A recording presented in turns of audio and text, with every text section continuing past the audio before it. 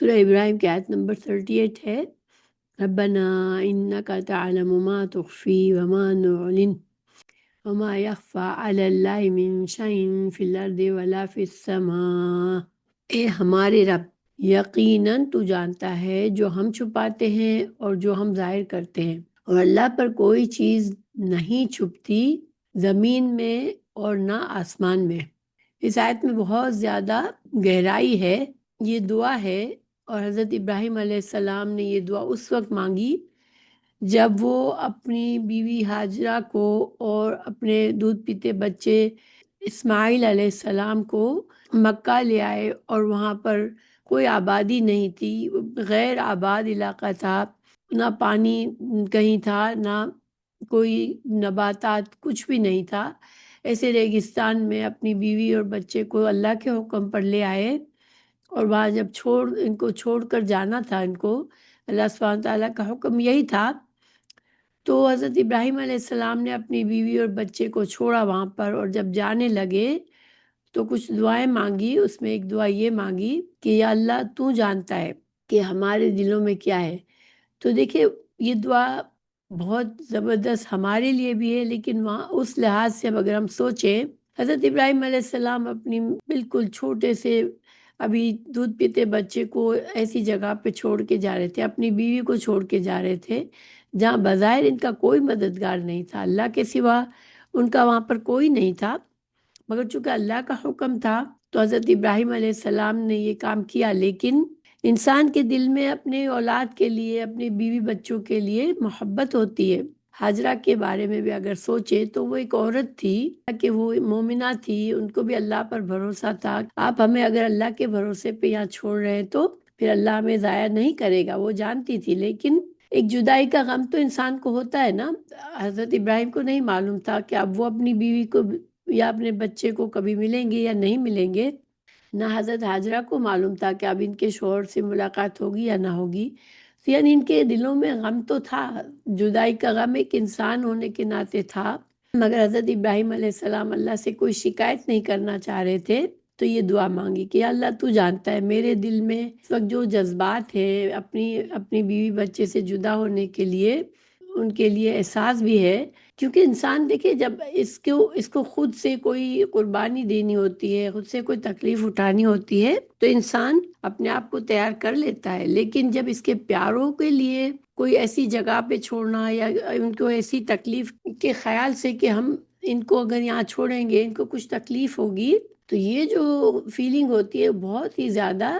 انسان کے لیے مشکل ہوتی ہے اس کو برداشت کرنا۔ تو حضرت ابراہیم علیہ السلام اللہ کے پیارے بندے تھے، پیارے نبی تھے، اللہ کے ہر خوشی، اللہ کے ہر حکم پر سمعنا و اطعنا کرنے والے تھے، تو اللہ سے کوئی شکایت کرنے کے بجائے بس کہہ دیا یا اللہ تجھے معلوم ہے میرے دل میں کیا کیا جذبات ہیں اس وقت، تو ہر چیز جانتا ہے۔ اور یہ کیا تھی؟ یہ دعا تھی کہ یا اللہ تو سب کچھ صحیح کر دینا، تو ہمارے دلوں کو بھی اطمینان دینا، اور تو ان کے لیے اور ہمارے لیے آسانی بھی کر دینا، یا جو بھی، یعنی یہ تو ہم سوچ ہی سکتے نا، ہمیں تو اللہ تعالیٰ نے تو یہ بات مخفی رکھی کہ حضرت ابراہیم علیہ السلام کے دل میں اس وقت کیا باتیں تھی۔ کسی کے دل کی بات تو ہم نہیں جان سکتے، لیکن ہم سوچ سکتے ہیں کہ اس لمحے میں حضرت ابراہیم علیہ السلام کو کم از کم کیا کچھ ان کے دل میں خوف اور ڈر اور جدائی کا غم ہو سکتا ہے۔ دیکھیے، اللہ ہمارے دلوں کی باتیں جانتا ہے، ہماری چھپی ہوئی خواہشات کو بھی جانتا ہے، تو ہم بعض اوقات کچھ زبان سے اگر نہیں بھی کہہ سکتے تو اللہ سب جانتا ہے۔ تو یہ کہنا یا اللہ تو سب جانتا ہے، یا اللہ تو میرے دل کی باتوں کو جانتا ہے، یہ مانگنے کا بہترین طریقہ ہے اللہ سے، کہ اللہ کی صرف تعریف کر دو، اور اللہ سبحانہ تعالیٰ چونکہ ہمارے دلوں کا حال جانتا ہے، اللہ تعالیٰ ہمارے معاملات کو سنبھال لے گا، ہماری دعا کو قبول فرما لے گا۔ رسول اللہ صلی اللہ علیہ وسلم نے بھی فرمایا کہ افضل الذکر لا الہ الا اللہ وافضل الدعاء الحمدللہ، کہ سب سے بہتر ذکر لا الہ الا اللہ ہے اور سب سے بہتر دعا الحمدللہ ہے۔ تو دیکھیے، جب بندہ الحمدللہ کہتا ہے تو اللہ سے کچھ مانگ نہیں رہا ہوتا، مگر رسول اللہ صلی اللہ علیہ وسلم نے اس کو افضل دعا بتایا، کیونکہ اس کلمہ کو اللہ نے یہ فضیلت دی ہے کہ جب انسان دل کی گہرائیوں سے الحمدللہ کہتا ہے تو اللہ تعالیٰ اس کے دل میں جو خواہشات ہوتی ہے، جو دعائیں ہوتی ہیں، اللہ اسے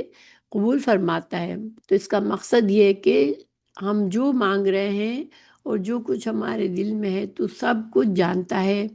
بے شک اللہ پر آسمان میں کوئی چیز ہو یا زمین میں مخفی نہیں رہتی،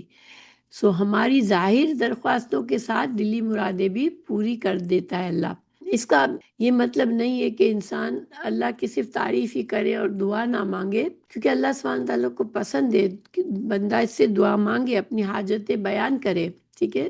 اور اللہ سے دعا مانگنا بھی ایک عبادت ہے۔ رسول اللہ صلی اللہ علیہ وسلم نے فرمایا من لم یدعو اللہ سبحانہ غضب علیہ، جو اللہ سبحانہ تعالیٰ سے دعا نہ کرے اللہ تعالیٰ اس پر ناراض ہوتا ہے۔ یہ ابن ماجہ کی